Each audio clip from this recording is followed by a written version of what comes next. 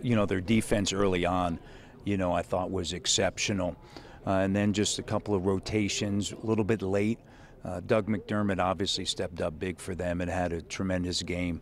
When you saw Norman Powell, play against him, I thought he did an exceptional job. And you can really see from a defensive standpoint what type of player he's going to be.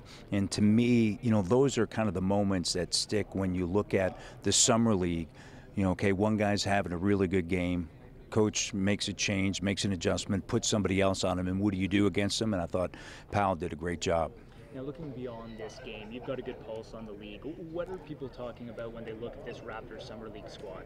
Well, I think, Summer League is an opportunity for players to really kind of make a name for themselves. And it's not just about, playing for the Toronto Raptors. It's about playing for the Raptors 905. It's about also potentially playing over in Europe. So it's important to show well, but it's not just offensively, it's also from a defensive standpoint. And I think under the tournament format, you're seeing more D than you've seen in years past, and that's one of the reasons why I really like the tournament format.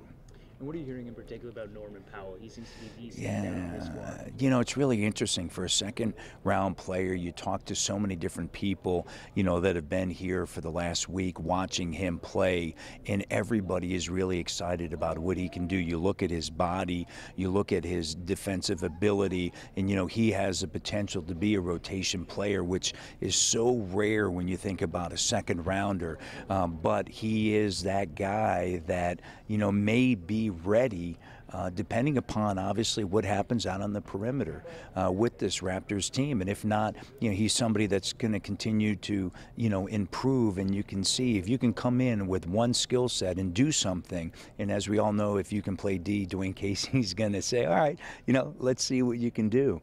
And so for Norman Powell, I think that's been really important for him, and I think he's impressed a lot of people. And now he's been part of a larger theme this offseason with the defense and a lot more horses that Dwayne Casey has at his disposal.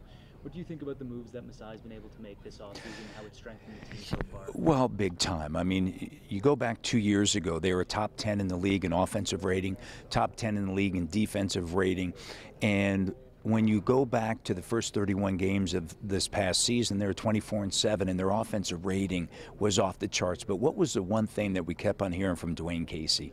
Dwayne Casey talked about defense, rebounding, and it was that constant theme. But I think there was a sense that, hey, we got this, we can pull this out, we can do it from an offensive standpoint. Well, now, with the moves that have been made, you're going to be able to do that because you have the defensive players now coming in, like a Damari Carroll, like a Bismack Biyombo, a second unit, athletic rim protector, go get a rebound. So, and then you look at the draft, whether it be DeLon Wright or Norman Powell, both defensive-oriented guys. And I think that's, certainly as a stamp. I had an opportunity to talk to R.C. Buford, who, looks at Corey Joseph, and he said, what, there are so many times during the course, of the last couple of years where we've been able to put him on the floor for different reasons, with Tony Parker obviously out or Patty Mills out, and wanted something from a defensive standpoint, and he was able to provide that.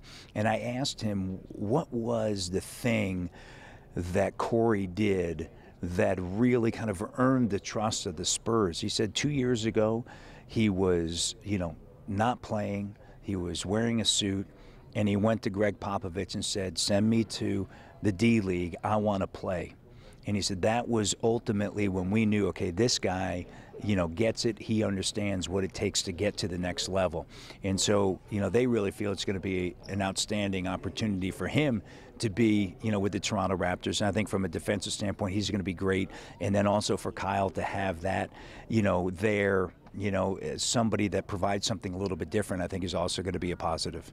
Now, just before we let you go, you mentioned D-League. But again, just big news this offseason that Toronto will be getting, Raptors 905. Yeah. What does that mean for the franchise going forward? Well, from a development standpoint, to me, it's so important. You see it at the minor league level in baseball. You see it in hockey as well, in the AHL. To have a D-League team that is owned by the NBA team allows you to put in place exactly what you want. who you want to play, understanding that it's about development and it's not maybe about the wins and the losses, because, you know, it's going to be key for Bruno to be there. Bebe's going to have opportunities to be there, maybe Norman Powell and DeLon Wright.